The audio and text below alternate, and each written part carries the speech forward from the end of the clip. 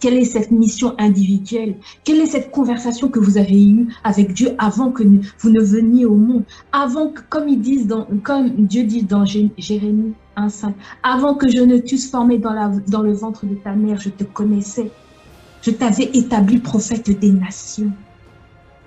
Qu'est-ce que Dieu vous demande de faire? Est-ce que vous allez retourner dans votre vie d'avant? Ou est-ce que vous allez commencer votre ministère? Est-ce que vous allez devenir la personne que Dieu veut que vous deveniez? Est-ce que vous allez faire ce que Dieu attend de vous? Nous sommes en terre promise. On est arrivé dans ce nouveau monde. On est au carrefour. Comme la Bible dit, tu as le choix.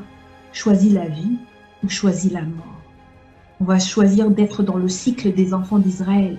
Péché, punition, repentance, et après on revient vers Dieu, etc. Ou alors on va choisir de changer le monde.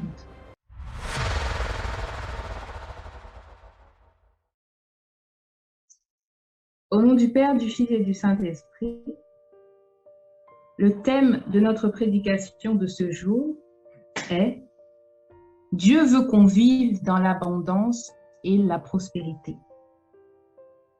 Dieu veut qu'on vive dans l'abondance et dans la prospérité.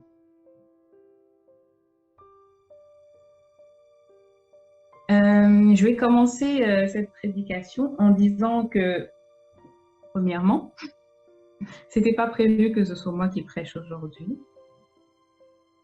Et Papa Austin m'a appelé il y a 2 jours, donc c'était un peu compliqué. Je ne sais pas si je suis prête. Et c'est pour ça que je demande à Dieu qu'il puisse être avec moi et avec nous ce soir. Et ceux qui me connaissent savent que je ne suis pas vraiment très à l'aise pour parler en public à beaucoup de gens. Mais bon, c'est le travail de Dieu et on va faire en sorte que Dieu puisse nous utiliser et que je ne puisse être qu'un micro pour les paroles de Dieu ce soir. Donc, je vous demande d'être indulgent avec moi, s'il vous plaît. Donc, voilà. Je vais commencer donc cette prédication en parlant de la santé physique. Les principes pour être en bonne santé. Dans l'absolu, on sait tous comment être en bonne santé physique. On le sait, les médecins nous le répètent assez souvent. À la télé, on le voit, il faut bouger, manger 5 fruits et légumes par jour, etc., boire beaucoup d'eau. Il faut exercer une activité physique régulièrement. Et il y a un autre aspect que j'ai appris récemment, il fallait aussi bien dormir. Il fallait bien dormir pour pouvoir être en bonne santé. Parce que le manque de sommeil ou le fait de ne pas bien dormir, ça peut provoquer des maladies cardiaques, ça peut provoquer toutes sortes de maladies, hypertension, maladies cardiaques, et ça nous empêche parfois même de perdre du poids. S'il y a des gens qui veulent perdre du poids ou quoi, sachez que le sommeil, c'est un facteur qui est très important dans la perte de poids. Donc, pour éviter certaines maladies, même avec l'âge, nos parents, etc., il y a certaines maladies qui peuvent être évitées si on a une bonne hygiène de vie, en fait. Donc, manger équilibré, boire beaucoup d'eau, faire une activité physique régulière et bien dormir. Donc, on sait ce qu'il faut faire, en fait, pour être en bonne santé. Mais combien d'entre nous, dans notre communauté, on sait ce qu'il faut faire, mais on ne le fait pas forcément. On ne mange pas forcément ce qu'il faut. On ne boit pas forcément ce qu'il faut. On ne dort pas forcément assez. On ne fait pas forcément d'activité physique. Mais on sait exactement ce qu'il faut qu'on fasse. Et on voit nos parents, ils prennent de l'âge et ils ont certaines maladies, du diabète, l'hypertension, etc., des maladies de cœur. Ces choses qu'on pourrait éviter ou diminuer si seulement et si on appliquait certaines règles fondamentales, les principes fondamentaux de la santé, de la bonne santé physique. Donc on sait ce qui est bon pour nous, mais on ne fait pas toujours ce qui est bon pour nous. Je sais ce qui est bon pour moi, mais je ne fais pas toujours ce qui est bon pour moi. Je vais manger du chocolat, je vais manger du sucre, je vais manger tout ce que j'aime, j'adore les pizzas, enfin voilà. Je sais ce qui est bon pour moi, c'est les haricots verts, les légumes, etc., mais je ne vais pas forcément les manger. Donc, on sait ce qui est bon pour nous, mais on ne fait pas forcément ce qui est bon pour nous. Pour en revenir donc à notre thème d'aujourd'hui, j'ai eu une pensée il y a quelque temps et je me suis dit que, mais en fait, Dieu, il nous envoie sur terre, il veut qu'on soit bien, il veut qu'on soit heureux, il veut qu'on ait une belle vie sur terre. Dieu, j'avais entendu dans une prédication, Dieu ne nous a pas enveloppés, n'a pas enveloppé notre esprit dans un corps pour venir sur terre pour souffrir. Dieu, il voulait que l'homme vive dans l'abondance, dans la prospérité. Et ce, depuis même le premier homme, depuis Adam. Il n'a pas créé Adam et il aurait pu le mettre dans le désert. Il y avait des déserts, mais non. Il l'a mis dans le jardin d'Éden, dans le pays de la prospérité. Il y avait de l'eau, des animaux, des poissons. Il y avait tout. Il n'avait même pas à se battre. Il n'avait pas à souffrir pour avoir à manger, etc. Il a mis dans le pays où coulait le lait et le miel. La première terre promise, c'est le jardin d'Éden. Il ne souffrait pas. Il vivait dans l'abondance. Il vivait dans le paradis sur terre, dans la prospérité, dans l'abondance. Ils avaient la puissance divine. Ils étaient dans leur mission divine, en fait.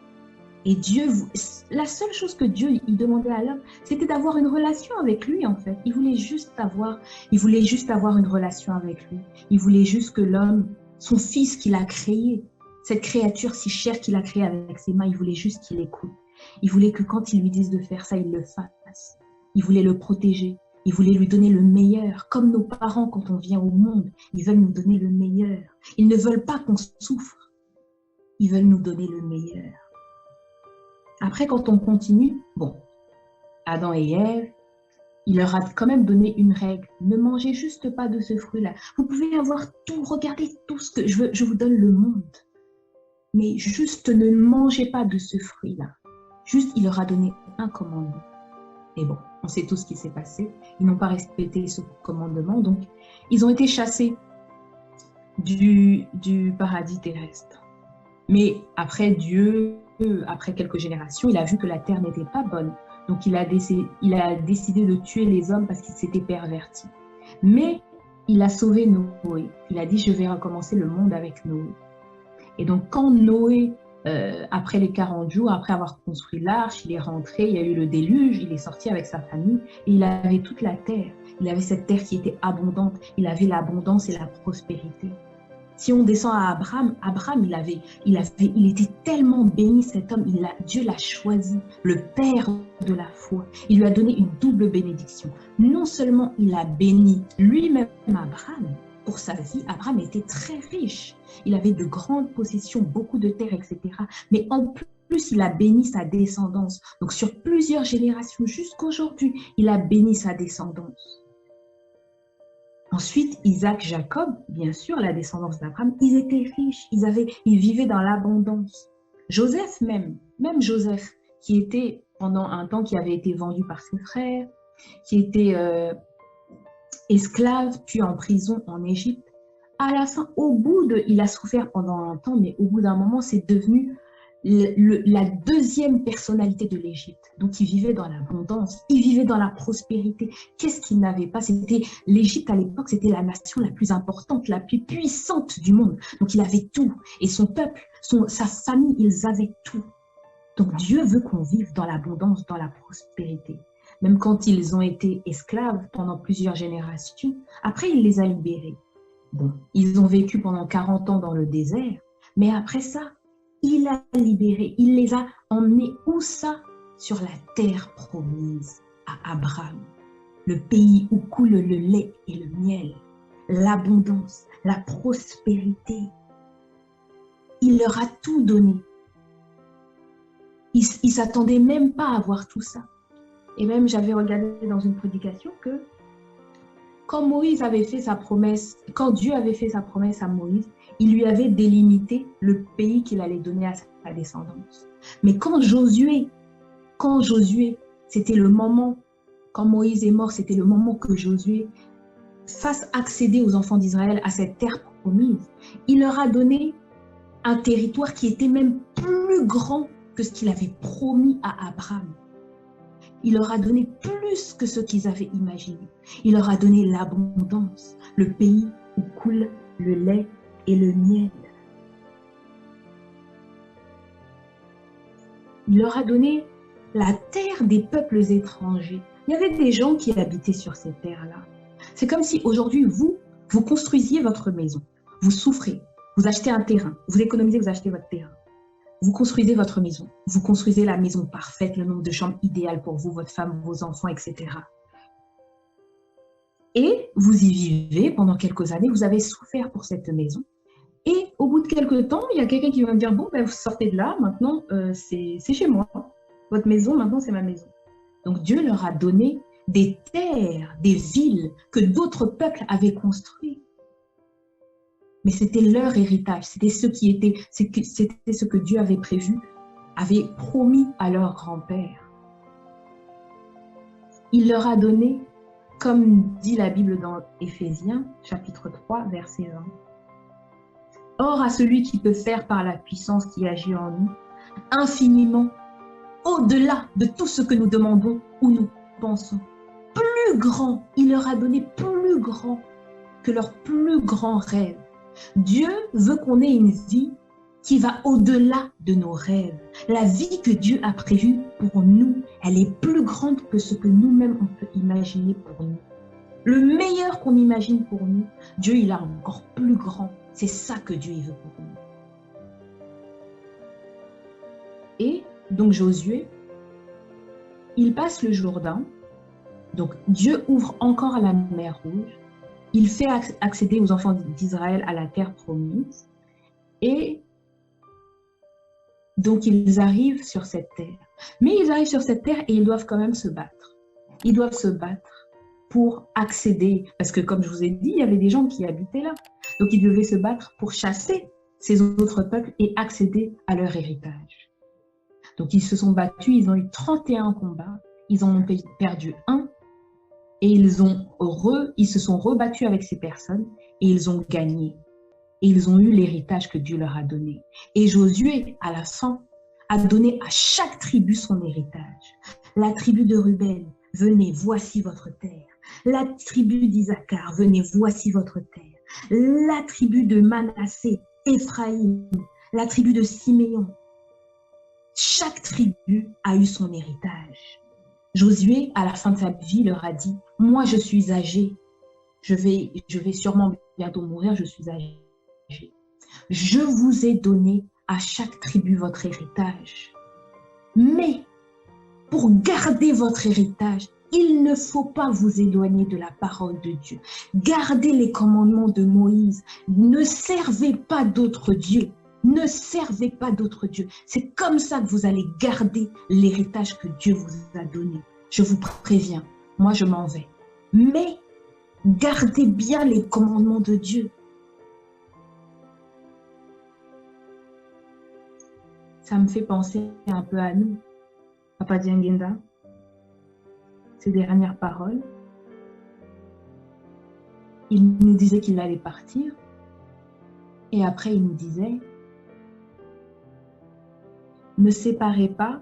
Bon, il nous disait déjà, Bolingo Mibe Komisala, gardez les commandements, ça c'est les lois que je vous laisse. Ne vous éloignez pas, restez dans le cercle que je vous ai donné. Ne séparez pas ma famille, ne séparez pas mon église, ne séparez pas mes fidèles. Héritage. Il nous a laissé l'héritage. Les enfants d'Israël sont donc entrés en terre promise. La génération de Josué, ils étaient âgés, donc ils sont morts et leurs enfants, voilà, ils sont nés, etc. Et donc ils ont commencé à oublier leurs traditions. Ils ont commencé à oublier leurs dieux. Ils ont commencé à servir les dieux, comme on a lu dans le texte, les peuples qui étaient près de les peuples voisins. Ils ont commencé à s'intéresser à leurs traditions. Ils ont commencé à servir leurs dieux. Ils se sont prosternés vers d'autres dieux. Donc, ils ont oublié, ils ont pris leur loi, la loi de Moïse, la loi que le Dieu de leur père leur a donnée. Ils l'ont laissée et ils ont pris les habitudes d'autres dieux. C'est comme ici, on vit en Europe, mais on n'est pas d'ici. Et c'est comme si on vient ici, comme Papa Simokima vous avait dit, et on oublie nos traditions. On oublie qui on est. On oublie qu'on est africain, on est des Congos. On est un peuple élu de Dieu. On oublie tout et on prend toutes les habitudes bien et mauvaises des Blancs, en fait. Et c'est un peu la même chose qu'ils ont fait. Ils se sont oubliés. Donc, ils ont oublié le Dieu de leur père. Et là, Dieu, pourtant, les a prévenus. Il les a prévenus. Il leur a même envoyé un message, comme on a lu dans Juge 2. Il leur a envoyé un message. Il leur envoie quelqu'un, un prophète, qui leur dit « Mais je vous ai dit, je vous ai fait sortir d'Israël. Regardez ce que j'ai fait pour vous. J'ai fait une alliance avec vos pères. J'ai dit que jamais je n'allais rompre cette alliance. Mais vous deviez garder mes commandements. Regardez ce que vous avez fait. » Il les prévient. Dieu prévient toujours. Il ne les a pas juste frappés comme ça. Il ne les a pas punis comme ça. Il les a prévenus. Mais ils n'ont pas écouté. Ils sont restés dans leurs mauvaises habitudes. Ils ont continué à servir les autres dieux. Et donc, ce qui s'est passé, c'est que Dieu a laissé les autres peuples les attaquer. Dieu a monté leurs ennemis contre eux. Dieu leur a donné la force à leurs ennemis. Dieu a donné la force à leurs ennemis pour les battre, pour les vaincre. Ils ont commencé à perdre. Eux qui ont gagné 31 combats contre toutes les nations, elles avaient peur. Ils entendaient les enfants d'Israël, ils se cachaient. À Jéricho, les gens, ils se cachaient devant les enfants d'Israël parce qu'ils avaient peur d'eux, parce qu'ils savaient que leur Dieu ne blague pas. Leur Dieu, il est avec eux, il ne blague pas. Donc, si on ne se cache pas, les enfants d'Israël, ils vont prendre nos terres, c'est fini pour nous. Mais ce même Dieu qui les a préservés, c'est ce Dieu qui a monté ses ennemis contre eux quand ils leur ont désobéi. Donc, ce même Dieu, il a monté les peuples ennemis, il les a montrés contre eux, ils les ont détruits, ils les ont asservis, ils les ont réduits en esclavagisme. Encore, alors qu'il les avait libérés. Mais parce qu'il ne les a pas écoutés et il les a réduits de nouveau en esclavagisme vers ces peuples qui les faisaient souffrir. Et puis les enfants d'Israël, ils se sont dit, ah mais qu'est-ce qui nous arrive? Après, ils se sont rappelés de leur Dieu. Ah mais oui, le Dieu de nos pères, mais Dieu, tu nous as oubliés. Qu'est-ce qui se passe? Pourquoi est-ce qu'on souffre comme ça? C'est comme nous. Des fois, on fait des péchés, on se met nous-mêmes dans cette situation, on sort du cercle dans lequel Papa Fmoilong nous avait laissé. Nous-mêmes, on se cherche des problèmes pour rien. Et après, on se dit, ah, mais Seigneur, pourquoi? Pourquoi je suis malade? Pourquoi j'ai ça? Pourquoi est-ce qu'il ne m'arrive pas? Pourquoi je n'arrive pas à avoir du travail? Pourquoi je n'arrive pas à ça? Et les enfants d'Israël, ils étaient pareils. Donc, ils pleuraient, ah, libère-nous, libère-nous. Ils sont revenus vers Dieu. Ils se sont repentis. Donc, ils ont péché. Ils se sont repentis. Dieu a eu pitié d'eux. Il leur a envoyé ce qu'on appelle des juges. Les juges, c'était avant qu'il y ait des rois en Israël. Il n'y avait pas encore de rois, c'était des juges. C'était des personnes investies par l'Esprit de Dieu. Et il les dirigeait, c'était comme leur leader. Et donc, ce juge-là que Dieu avait choisi, il allait battre ces autres nations. Ils allaient faire la guerre et battre ces autres nations. Ils allaient les libérer. Ils allaient revenir vers Dieu. Ils allaient recommencer à prier, revenir vers Dieu, suivre les commandements, etc. Enlever les autres dieux et servir uniquement le Dieu de leur père. Une fois que ce juge était mort, ils allaient tout oublier. Ils étaient dans la prospérité maintenant, c'était bon, toute leur vie était bien. C'est comme nous, quand on est bien, on oublie Dieu, le 6 avril s'est passé, tranquille, etc. Je suis bien, j'oublie Dieu, tout ce que j'ai fait, c'est fini. Et là, Dieu, il était de nouveau fâché. En fait, le livre de Juges, c'est un cycle perpétuel. Les enfants d'Israël, ils ont péché, ils étaient bien, tout allait bien. Ils ont commencé à pécher, ils péchaient. Dieu était fâché, il les punissait. Ensuite, une fois qu'il les punissait, ils pleuraient, ils demandaient pardon, etc. Ils revenaient vers Dieu, ils se repentissaient. Et après, Dieu avait pitié d'eux, il leur envoyait un juge. Le juge les libérait. Enfin, Dieu, grâce à ce juge, à travers ce juge, les libérait. Il les faisait sortir de ce problème. Et ensuite, ils étaient bien. Et après, ils retournaient dans le péché. Ils recommençaient la même chose. Et donc, le livre de Juges, c'est exactement ça. C'est un cycle. Péché, repentance, pleurs, pardon, juge qui vient, libération et prospérité, abondance, ils reviennent dans la bonne vie et après ils recommencent. Et c'est ça qu'on lit aujourd'hui. C'est ça qu'on lit aujourd'hui. Nous, le 6 avril, c'est comme si on est rentré dans un nouveau monde. On est rentré dans une nouvelle étape. C'est pour ça qu'en fait, depuis 1 an, on a vécu autant de choses. On a vécu des épidémies, on a vécu la mort, on a vécu le confinement, les crises, le racisme, les guerres et tout. C'est pour ça, parce que le royaume de Dieu, fallait qu'il arrive, fallait qu'on sente que Dieu arrive, fallait qu'on sache, que le monde sache que quelque chose allait se produire en 2021. Le royaume de Dieu est redescendu sur terre. Le 6 avril, Papa Simon Kimbangu a commencé son ministère, comme nous le savons, en 1921. Nous aussi, le 6 avril, on devait commencer, ou continuer pour ceux qui avaient déjà commencé, le ministère, la mission individuelle, comme j'aime le dire, collective aussi, bien sûr, mais individuelle surtout, pour laquelle Dieu nous a créés.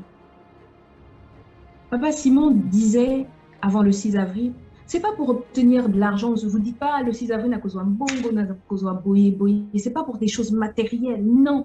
C'est pour avoir l'onction de Dieu, c'est pour avoir la présence de Dieu dans tous les aspects de notre vie, comme Papa Christophe a dit dimanche, c'est pour avoir une présence permanente de Dieu dans nos vies, dans tous les aspects de notre vie. Cette énergie, cette présence de Dieu, que quand vous allez au travail, les gens sont, il y a quelqu'un qui est rentré, il y a quelque chose qui se passe. Je ne sais pas ce qui se passe, mais je sens quelque chose, je sens Dieu, je sens une énergie comme ça. Quand vous allez à la préfecture, vous voulez des papiers, la personne elle ne sait pas ce qu'elle doit faire, mais parce qu'elle sent la présence de Dieu, elle sent, parce que vous avez cet esprit, cette domination, vous avez ce pouvoir que Dieu a.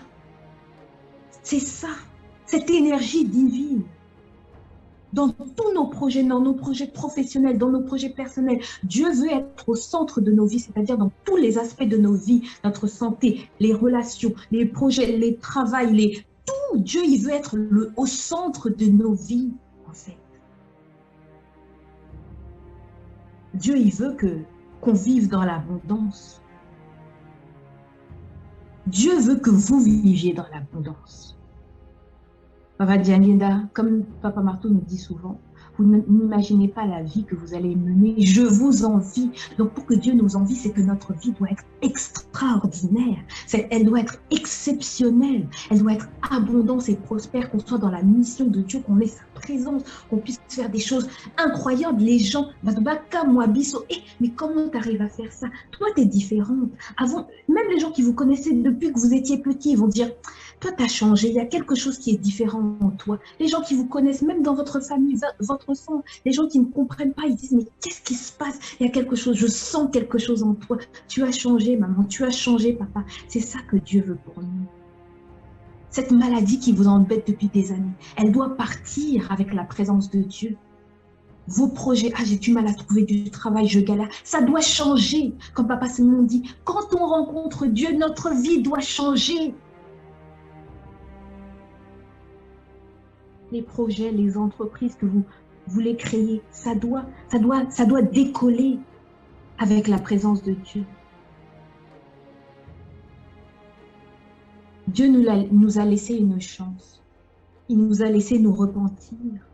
Il nous a laissé faire des sacrifices. Il nous a laissé pardonner. Il nous a laissé changer. En fait, on est devenus de nouvelles personnes. Avant le 6 avril, on était tous prêts. On était tous là dans la confession. On était tous là. Dans quel programme je vais rentrer aujourd'hui? Qu'est-ce que je vais faire, etc. Pour faire plaisir à Dieu. Il nous a restaurés. On a changé, en fait. On est devenus d'autres personnes.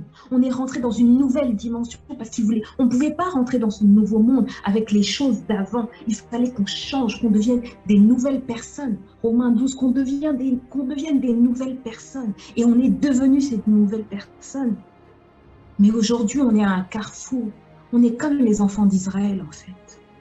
Ils ont la terre promise, ils ont tout. Le pays où coule le lait et le miel, ils ont l'abondance, ils ont des terres comme chez nous, on plante seulement comme ça pousse, il y a la prospérité, ils ont tout l'argent physique et spirituel, ils ont tout ça. Et nous, on a tout ça parce qu'on est rentré en terre promise. On est rentré en terre promise. Il faut qu'on le sache. Les choses ont changé. On n'est plus dans le même monde. Mais maintenant, on est à un carrefour. Est-ce qu'on va oublier notre Dieu? Est-ce qu'on va revenir dans le péché? Est-ce qu'on va rentrer dans le cycle comme les enfants d'Israël? Péché, on oublie Dieu, on est puni. Après, on a mal, donc on pleure, on revient vers Dieu. Après, il a pitié de nous, on se repent et après, il nous restaure. On peut faire ça pendant longtemps, hein. Pendant des générations, pendant des années, on peut faire ça. Ou alors, est-ce qu'on va choisir, de continuer à vivre dans l'abondance spirituelle et physique? L'abondance spirituelle et physique. Accomplir nos missions individuelles et accomplir notre mission collective. Comme papa dit, chacun a un domaine. Faire le travail de Dieu, représenter Kimbangu dans ton domaine. Si c'est dans l'informatique, va représenter Kimbangu là-bas. Si c'est dans la médecine, vas-y, va représenter Kimbangu là-bas. Si c'est dans la comptabilité, si tu vas être juriste, que les gens sachent que tu es Kimbangu. Vas-y. Chacun a sa mission. Ceux qui ont une mission, ce n'est pas simplement les pasteurs, ceux qui prêchent, non. Au quotidien, élève tes enfants dans la mission de Dieu. Que tes amis sentent que tu n'aies même pas besoin de leur prêcher, mais que ta vie soit un témoignage de la présence de Kimbangu. Ça m'a fait penser à la prédication de Maman Annie. Maman Annie Nzinga, il y a quelques semaines, elle nous décrivait comment elle fuyait. On lui demandait de prêcher depuis longtemps, mais elle fuyait ça. Elle fuyait ça, elle voulait pas. Elle voulait pas prêcher, donc elle fuyait la prédication, etc. Jusqu'à ce jour-là, ce dimanche-là, il y a quelques semaines, où elle a dit non. Là, cette fois-ci, je vais plus fuir, je vais prêcher. Et quand elle a prêché, j'ai senti la présence de Dieu. Elle a fait un témoignage. Et ça nous a, à la maison, ça nous a tellement touché sa prédication. Et j'ai dit, c'est ce genre de prédication dont j'ai guéri avec ce péché. J'étais comme ça. Nazaki Mwasi Yaboye, Nazaki Moubali Yaboye. C'est important. Nous, les jeunes, on a besoin que nos parents ne nous disent pas juste, nous, on est parfait, on est comme ça, faites comme ça, vous êtes comme ça. Non. On a besoin de savoir, de comprendre. Dis-moi, ne fais pas ça parce que moi, j'ai fait ça et regarde ce qui m'est arrivé. Regarde ce que Dieu a fait dans ma vie après. Donnez-nous votre témoignage. Pour moi, c'est comme si Maman Annie, elle avait fait comme Jonas dans la Bible. Dieu avait dit à Jonas, va à Ninive, va leur dire que s'ils ne se repentent pas, je vais tous les faire périr, ils vont tous mourir. Jonas, c'était un juif, il voulait pas leur dire, parce que ce n'étaient pas des juifs, les Ninivites, donc il a payé un billet pour aller à Tarsis, si je ne m'abuse, si je ne me trompe pas, il a payé son billet, il est allé dans l'autre sens, Dieu a dit va par là, lui il est parti dans l'autre sens. C'est comme nous, Dieu nous dit va par là, nous on dit non, moi j'ai envie de faire ça. Dieu nous dit fais ça, je dis non, moi j'ai envie de faire ça, moi je préfère cette vie-là. Dieu nous donne ses commandements, j'ai dit non, les commandements là c'est compliqué, c'est pas bien. Moi je veux faire ça. Et Jonas, comme on le sait tous, il s'est retrouvé dans une tempête. Il s'est retrouvé dans une tempête, lui-même il a dit c'est de ma faute hein, si on est là. Hein. Il a dit à tout le monde dans le bateau, c'est de ma faute si on est là. C'est de ma faute, si cette tempête, c'est de ma faute. Dieu il m'a dit d'aller là-bas, moi je suis. Après il a dit, mais pourquoi tu as fait ça, etc. Qu'est-ce qu'on doit faire? Il a dit, bon, jetez-moi seulement dans la mer, si vous me jetez, ça va s'arrêter, vous n'allez pas tous mourir, etc. Ils ont dit, t'es sûr, nous on ne veut pas avoir ta mort sur la conscience, etc. Ils ont dit, non, il a dit, jetez-moi seulement, sinon on va tous mourir. Ils l'ont pris, ils n'ont pas réfléchi, ils ont dit, on veut rester en vie, ils ont pris Jonas, ils l'ont jeté. Ils l'ont jeté dans la mer. Et finalement, il y a un gros poisson qui attendait Jonas. Il s'est repenti pendant 3 jours. Il n'est pas mort. Dieu l'a préservé. Il s'est repenti. Il a demandé pardon. Et une fois qu'il s'est repenti, Dieu a dit à ce poisson, il l'a recraché sur la terre ferme et il lui a dit, va à Ninive, va dire ça aux Ninivites, va leur dire de se repentir. Et c'est un peu comme ça qu'on est. C'est un peu comme maman Annie. Elle tournait, elle fuyait, elle fuyait, elle fuyait. Et finalement, elle est revenue vers Dieu. Et sa prédication, je pense que pour moi, c'est comme si elle a commencé son travail, sa mission individuelle, elle a commencé à ce moment-là. On peut vivre toute notre vie, on peut atteindre un certain âge, mais pas forcément faire la mission. On fait aussi le travail de Dieu. On va à l'église, on est à l'UJKI, on est à la REP, on est chez les mamans, etc. On a l'impression de faire le travail de Dieu, mais Dieu, je fais ça. Papa Simon, il nous avait dit ça un jour. Vous pouvez faire le travail de Dieu sans faire ce pourquoi Dieu il vous a créé. Et peut-être que Dieu avait créé maman Anipona Ateya. Mais elle avait peut-être peur. Mais quand elle a prêché, il s'est passé quelque chose en moi. Et peut-être d'autres personnes aussi ont été touchées. Dieu voulait l'utiliser pour passer un message. Et c'est la même chose pour vous. Qu'est-ce que Dieu vous demande de faire chaque jour que vous ne faites pas?